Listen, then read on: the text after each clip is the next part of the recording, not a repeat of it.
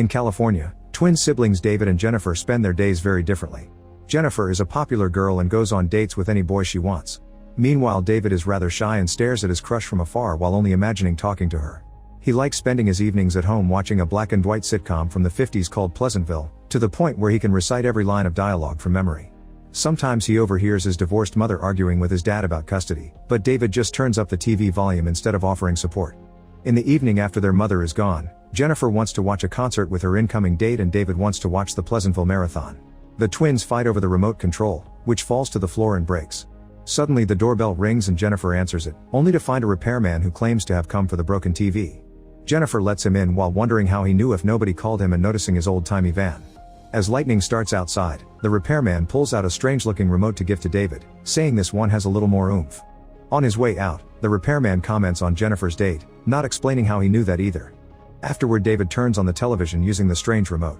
He and Jennifer start fighting over it again at the same time that the two teens on Pleasantville also fight over a book. Suddenly the remote glows and the twins are transported into the television. They are now part of a black and white world, and even their clothes and hair have changed to match the characters. At that moment George, the father from the series, reminds them it's time for school. It seems the twins have truly taken the place of the series siblings and the other characters even call them by the fictional names. The TV repairman appears and tells Jennifer and David that they are a miracle, and this is happening thanks to David's encyclopedic knowledge of the series. He also shows them that in their world, Jennifer's date arrives at the house but leaves when nobody answers, insulting her. The twins demand to be taken back, but the repairman is offended because they don't appreciate his gift and disappears. After they hide the remote, the mother Betty forces the twins to have breakfast, which is huge and full of greasy foods. Then the twins make their way to school, and David recognizes all the characters from the series. Jennifer is starting to freak out, so David insists that they have to play along until the repairman gets back. Suddenly a fire truck appears and a group of 5 firemen get out, but they're only here to get a cat out of a tree. As Jennifer complains about the situation, a high schooler named Skip says hi to her. Jennifer immediately likes him and now looks forward to going to school. Later in geography class, the teacher tells the students about the few streets in town. Jennifer asks what's outside of Pleasantville, confusing everyone else. The teacher just answers that the end of Main Street is just the beginning again. Meanwhile, David practices with the basketball team. He used to be bad at sports, but now he can land every throw without issues. Everyone else on the team scores every time too, confirming this place runs on TV logic. Then Skip approaches David to ask if he should ask Jennifer out. David recognizes this as the beginning of an episode and tells Skip that he should wait. Skip gets upset and fails his next shot, leaving everyone in shock. Realizing making out of character decisions may ruin this world, David rushes to tell Jennifer to go out with Skip. In return, Jennifer shares how weird her day has been. All the books are empty, and when she tries to light a tissue on fire, it doesn't burn. This explains why the firemen only rescue cats here. At that moment, Jennifer's giggling friends come to tell her that Skip is planning to ask her out and give her his pin, and Jennifer finally agrees to play along. Later at home, Jennifer dresses for her date with Skip and comments on the conservative clothes. David tells her not to worry because people don't get naughty in this world, which disappoints her. Afterward, David rushes to his job at the soda shop, where he's greeted by his boss Bill. Since David was late, Bill says he just kept wiping the counter without knowing what to do next. David makes him stop and explains that Bill can make fries even if David hasn't put the napkins out yet.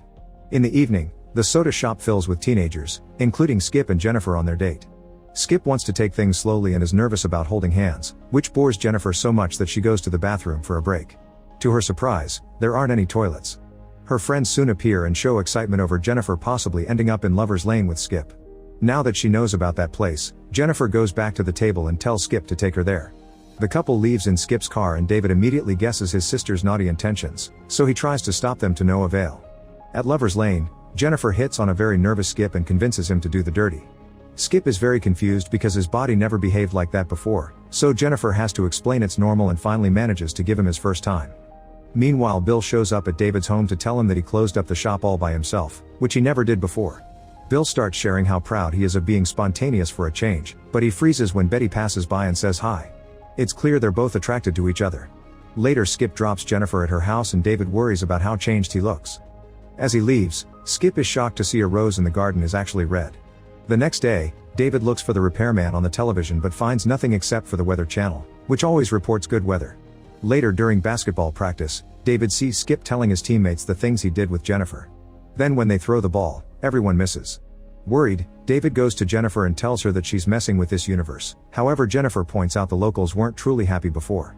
At that moment a girl passes by blowing bubble gum that is actually pink, meaning Jennifer's idea is spreading. Soon dozens of couples end up at Lover's Lane to get dirty. This slowly causes things in town to change. The basketball team gets worse at basketball, the furniture store begins selling double beds, and more people start seeing colors here and there. David keeps on searching the television for the repairman to no avail. One night at the soda shop, David realizes that the teenagers are much more liberated than before, openly kissing and listening to rock and roll. He also finds Bill hiding behind the counter because he's run out of cheeseburgers and he's having an existential crisis over hating his job. David points out that people can't always like what they do, and Bill points out that's pretty sad. He also admits that his favorite time of year is Christmas because he gets to paint a mural of a different thing. Then he pulls out a book of photos and shows David all the different murals he has painted, which are quite good. Meanwhile at the barbershop, George and his friends discuss the fact that the basketball team has been losing. But when Mayor Bob comes, he tells them that's impossible because the basketball team never loses. At home, Betty and her friends play cards. One of the women talks about her daughter whose tongue turned pink and how the color has spread to her lips. Another woman says that she saw a green car in front of the ice cream shop. While Betty listens, she picks up her cards and is shocked to see that they have color. Later in the evening, Betty asks Jennifer what happens at Lover's Lane, so Jennifer has to teach her about the birds and the bees. Betty can't believe what she's hearing and says George would never do anything like that, so Jennifer teaches her how to do it with just her hand. Moments later while George is in bed, Betty draws a bath and follows Jennifer's instructions. She loves the sensation and when she reaches her climax, the bathroom gains full colors and the tree outside lights on fire. Seeing this, David runs to the fire station yelling fire but none of the firemen react, so David says cat instead. The firemen rush to David's house, but they don't know what to do with the fire, so David grabs the hose from the truck and puts out the flames while the neighbors come out to watch. The next day, David receives a medal for his heroism. After the ceremony, Margaret gifts him some homemade cookies, which shocks David because in the series she likes someone else. On the way to the soda shop, David sees a couple kissing and both of them are completely colorful now. Inside, he finds more colorful teens listening to jazz, but they all freeze when they see David. They want to know how David knew how to put out the fire, so he says that's what firemen did in the place he used to live. The group then asks where he lived and freaks out when he says that he lived outside of Pleasantville. David starts telling them stories of the outside world and a teen remembers a mention of a river in Huckleberry Finn, which he pulls out. The book isn't empty anymore, so Jennifer explains that while she was recounting the plot of the novel to the others, the pages filled in. However, it stopped midway because she never finished it. The teens ask David to tell them how the novel ends, and when he does so, the other pages fill in too. Excited, the teens bring out more books and David fills them all. Soon long lines of teenagers are at the library, wanting to check out more books. The men at the barbershop start to worry about all these changes in their traditions. Bob doesn't like where things are going either, so he visits George to rant about things like double beds and people quitting their jobs. Then Bob invites him to become a member of the Pleasantville Chamber of Commerce, and George happily agrees. To celebrate, George calls Betty to prepare some snacks, yet she doesn't show up. David offers to search for her and finds her crying at the kitchen sink because she's become colorful.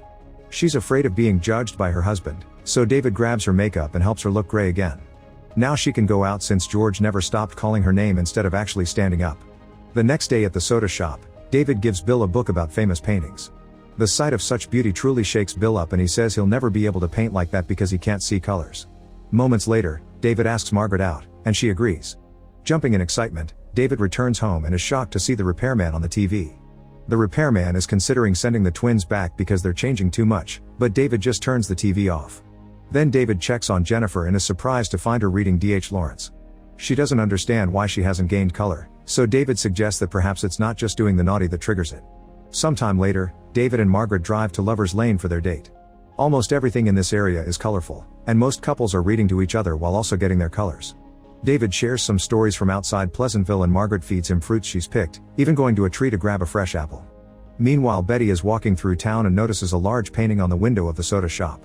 She goes inside and finds Bill painting in new styles. He invites her to look at his paintings and shows her the famous art in the book. When Betty notices that the woman in the painting is crying, she cries as well and accidentally wipes off some of her makeup. Afraid, she tries to leave, but Bill stops her because he wants to see her beautiful color and wipes more makeup off.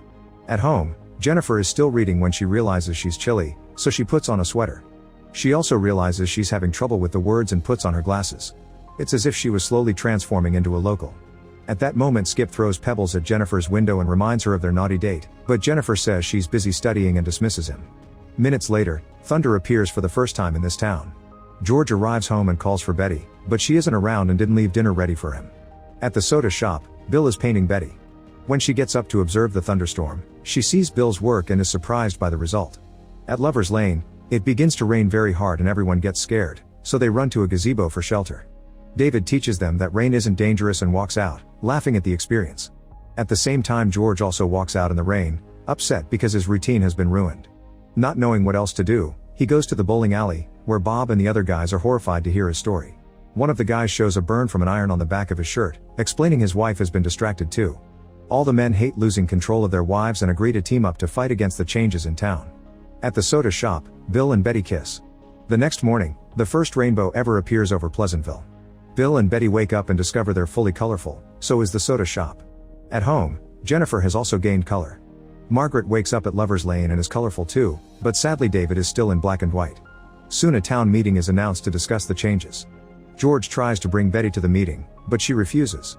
An argument ensues as George says the color is temporary and that a wife should always have dinner ready for her husband, but Betty is done. She informs him she's prepared some meals for him in advance and teaches him how to heat them up, then she leaves. Meanwhile, David gifts Margaret her first umbrella, which used to be a theater prop. At that moment, a thug drives by and reminds them of the meeting while making fun of Margaret for being colorful. At the meeting, Mayor Bob addresses people's concerns about colors and says that they need to decide what is pleasant and what isn't, proposing to keep those categories separated. At the soda shop, Bill scrapes his mural off the window before noticing that Betty is coming towards him with a suitcase. The next day, many shops begin putting up signs that say no coloreds. A crowd gathers around the soda shop to stare in shock at the mural on the window, which is a painting of Betty with no clothes on. After checking out the mural too, David walks by the television store and sees the repairman on a screen. He wants to send David back to his world, however David refuses and just leaves. Suddenly he sees a group of high school boys harassing Betty, so David rushes to defend her by punching one of the guys.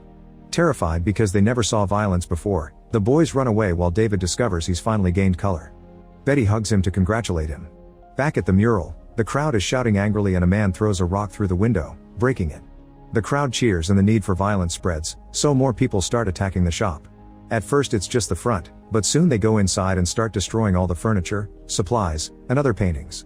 That night, the Grays start burning books in protest. Skip wants to burn Jennifer's book, but she snatches it out of his hands and runs away. She bumps into David and the girls, and together they go to the soda shop where they find Bill tidying up. The group immediately volunteers to help him. Soon Bob holds another meeting at Town Hall, telling the citizens that they need to set a code of conduct for the town. Later David reads the new rules to the colorful people at the soda shop. The rules put a stop to vandalism and urge courteous treatment, but also announce the closing of Lover's Lane and the public library. Things like rock and jazz music, umbrellas, big beds, and colorful paint are forbidden. Everyone is upset and afraid to turn on the jukebox, but David turns it on anyway and reminds everyone to fight for their rights. That night, all the colorful people sleep at the soda shop. David promises Bill he'll paint again, and they get an idea the next day. The newspaper boy is surprised to find David and Bill sleeping underneath a colored mural that depicts various prohibitions in the town, like couples kissing and books burning. A crowd soon forms to voice their disapproval, causing David and Bill to get arrested. Sometime later, George visits David in jail while eating cocktail olives right from the jar. He explains that Betty left 3 days ago and that he can't tell what day it is because his routine was broken. George wonders what went wrong and David says nothing, it's just that people change. At David and Bill's trial, they are charged with the intentional use of prohibited paint colors. David asks for a lawyer, but Bob says they aren't using one to keep things pleasant. Furious, David starts a speech about the important things in life, pointing out that there's no difference between the black and white people and the colorful people. David asks George if he misses something else besides the cleaning and cooking, making him look at his wife. Crying, George stares at Betty and admits she looks the most beautiful he ever saw her, causing him to gain color. As David continues to talk about the importance of expressing feelings, other people in the courthouse turn colorful as well. Bob gets angry, but David just taunts him until he snaps and gains color too. Everyone gasps and Betty gives David a mirror so Bob can face the truth. As a horrified Bob runs away, a person tells everyone in the courtroom to come out. The crowd rushes to the street and are pleasantly surprised to see the whole town is now full of bright colors. After Margaret kisses David, he wanders to the television store and sees they're finally showing images of the outside world, also in color. Later, Jennifer tells David that she's going to stay in this world for a while, hoping she can go to college here. David promises to come back and check on her soon, then they hug. After Jennifer leaves on a bus, David goes home and Margaret asks him to never forget about her while giving him a sandwich. Betty gifts him a cardigan and says she's proud of him. Then the women watch David use the remote to finally go back to his world. Back in his living room, the Pleasantville Marathon is about to start, but David turns the TV off and goes to check on his mom, who is crying in the kitchen. She shares her worries and David offers some advice, shocking her with how smart he's become. In Pleasantville, life is now colorful and changeable. Betty and George sit on a bench discussing their future and Bill soon joins them. Make sure to subscribe and turn on notifications so you can watch more videos like this. Thanks for watching.